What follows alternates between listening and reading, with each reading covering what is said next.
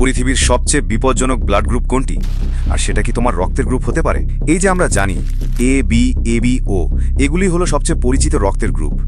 কারকে রক্ত দিতে পারে আর কার থেকে নিতে পারে তা নিয়ে সাধারণত এই গ্রুপগুলোর নামই উঠে আসে। কিন্তু জানো কি, এই সাধারণ গ্রুপ ছাড়াও পৃথিবীতে রয়েছে 35টিরও বেশি দুর্লভ ব্লাড গ্রুপ, যেগুলো খুব অল্প কিছু মানুষের শরীরে দেখা যায়।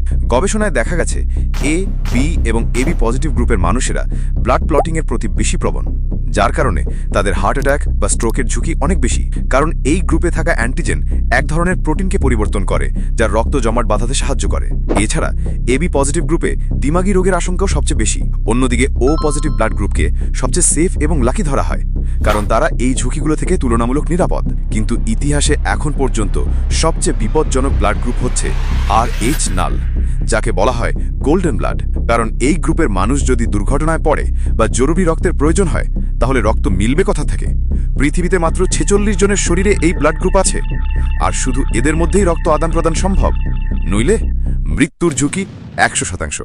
তাই এই ভিডিও যদি তোমার মনে নতুন কিছু জানিয়ে থাকে, তাহলে সাবস্ক্রাইব করো ইনফো জ্ঞান চ্যানেলটিকে।